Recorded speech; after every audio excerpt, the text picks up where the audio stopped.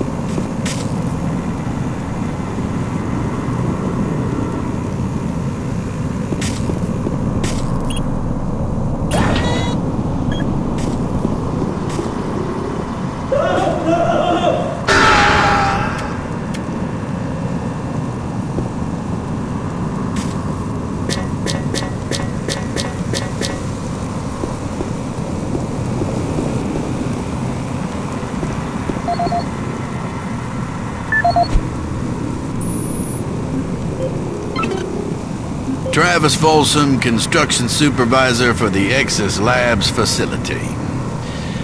We recently reached substantial completion on the facility's engineering sector and began work on the environmental systems sector early. At this rate, we should be able to impress the big boys up in Central Authority and score our completion bonuses. Last week I reviewed the construction documents and found another item where we can cut costs. My glass subcontractor mentioned the Moxon pressure seals for the exterior windows can be replaced with much cheaper Mixom seals. I submitted the alternative material selection to the base architect for review. On our Tuesday progress meeting, he argued the Mixom seals aren't up to spec. He complained that those seals are inferior and could cause air leaks or glass blowout. What the hell does he know? Pencil neck draftsman thinks he's designing a fancy hotel. Hey, guess what? I was building shit before he was born. Anyway, I managed to get the Mixom seals ordered. I bypassed the architect and talked directly to corporate. I showed them the savings and that sealed the deal. We'll be installing the exterior windows in environmental in a week, and he will never know the difference. I'm so convinced the glass and seals will hold up that I'm gonna take a rocket launcher, test it on those windows and make me. That'll show the stupid architect. Folsom out!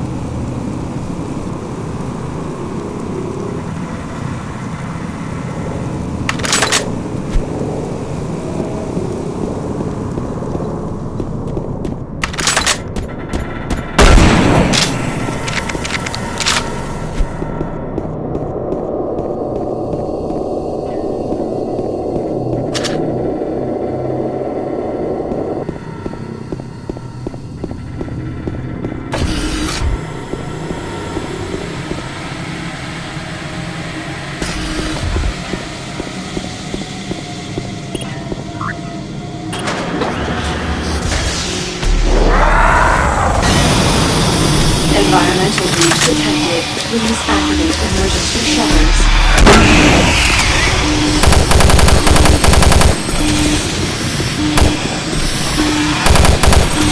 Environmental breach detected.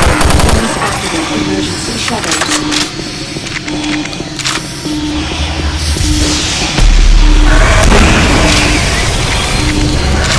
Environmental breach detected. Please activate emergency shutters. Environmental breach contained.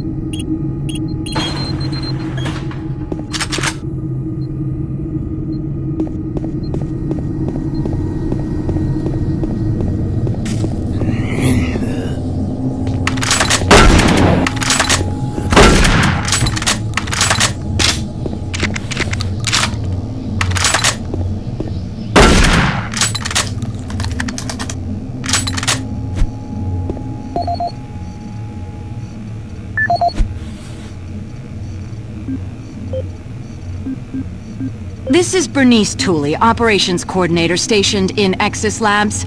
I would like to file my third formal complaint to Central Authority about the problems with the work environment here in EXIS. It has become increasingly difficult to be productive while construction is going on throughout the facility. The construction workers are rude, lack common courtesies, and are overtly sexist.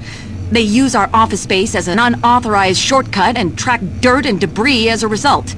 In addition to their mess, they insist on drilling and hammering during our core staff hours. Some of them have repeatedly made inappropriate comments that clearly fall under sexual harassment. When I approached the construction supervisor to remedy the situation, he told me in no uncertain terms to mind my own business. Actually, his exact words were, "Don't worry your pretty little head about it." We are already on edge with the unexplained events occurring around the facility, and to add this insult to our tight schedule is too much to bear. If I cannot persuade Central Authority to take this complaint seriously, I'd like to remind them of Section 20, Paragraph 9 of UAC's Facility Regulations Code. It clearly states our employee rights, and we do not need this nonsense. I suggest you reprimand the individuals responsible and take adequate measures to ensure it doesn't happen again. Do not make me log additional complaints. Bernice Tooley, signing off. I hope this thing is working. Something is happening here, and no one knows what's going on.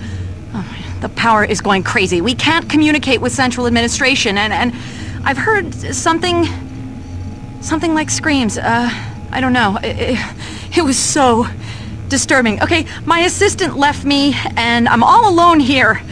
Okay, I'm gonna try to get the network working, but the systems are acting just crazy. I don't know what to do. I think what was that?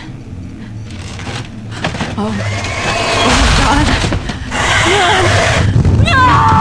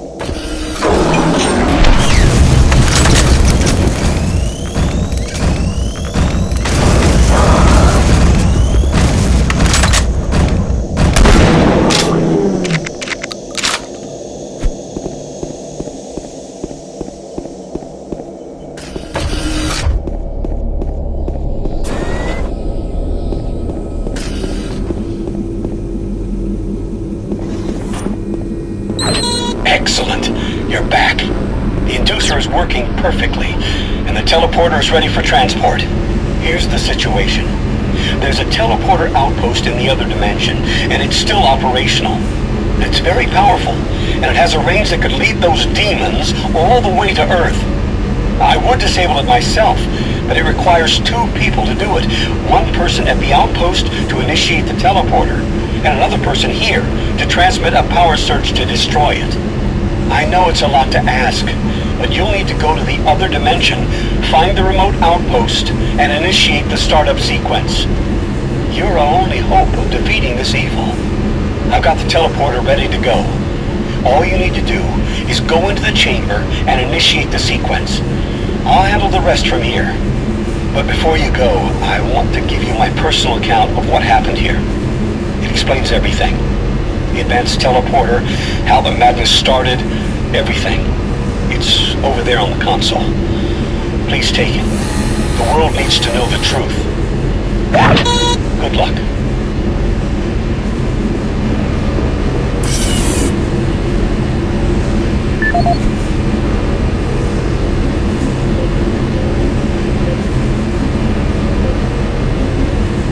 My name is Dr. Richard Myers. I'm a research specialist stationed in EXIS Labs. I don't know who'll be hearing this, but I wanted to alert someone of the disaster at Mars City. What has been unleashed across this base is an unimaginable evil, and we only have a slight chance of stopping it. The research I participated in was the next step in teleportation. To give context to my research, back in 2115, UAC researchers discovered an ancient Martian civilization. At the Urbis dig site, they found a Martian teleportation device. It was non-functional, and all attempts to start it proved fruitless. It took many years, but the researchers managed to learn enough from the device and other wall carvings to reverse engineer it. The first prototype teleporter, codenamed Project Mercury, was built in Delta Labs and became operational in 2139. This teleporter was only capable of short distance travel and limited quantities of matter transference. It could only teleport a single test subject, small animals and chimps usually, across a room. Once testing intensified and technical data increased, we were able to fabricate more powerful teleporters. In Delta Labs Sector 3, Project Gemini managed to increase teleportation across greater distances. In addition to the increased range, we found we could begin transporting human-sized subjects. It was during this stage we began to see the effects of opening up these portals to that strange dimension. Our scientific curiosity overruled the obvious warnings, and under Dr. Malcolm Betruger's direction, we continued experimenting.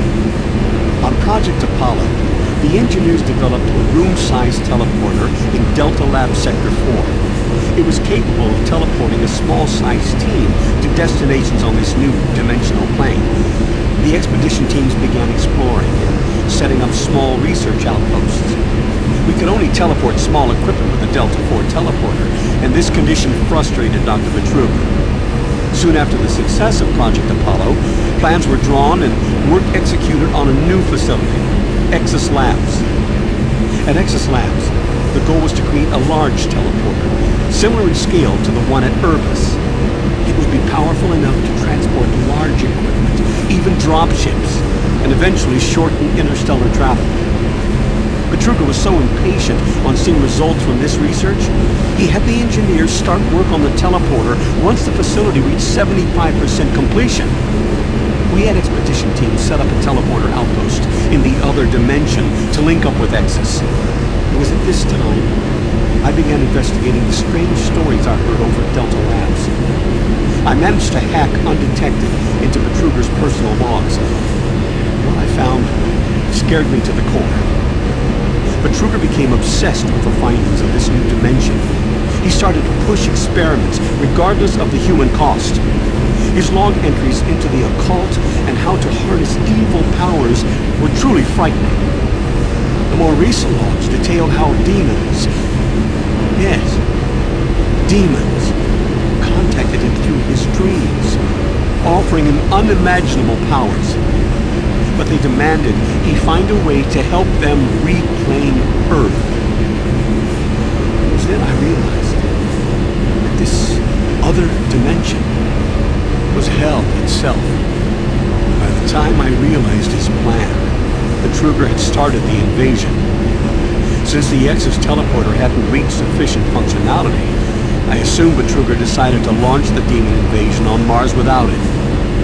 However, the Hell Outpost teleporter is operationally ready, and it's only a matter of time before Trugger decides to use it. I'm going to try to reach Chief Engineer Rhodes in the Enpro facility to divert enough power to EXIS, and with a little luck, create a big enough power surge to destroy it from here. I can only pray God will forgive me for my part in all this. Help me make things right. Lord, save my soul. Richard Myers, signing off.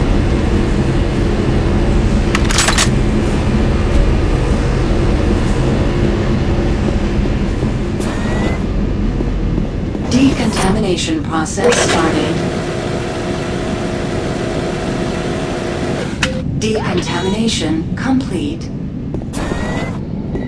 I have the teleporter sequence already configured. Just activate the main console.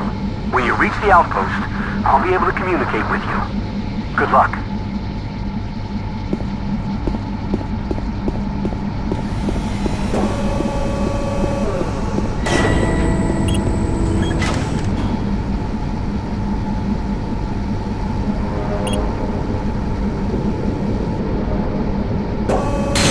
Systems activated.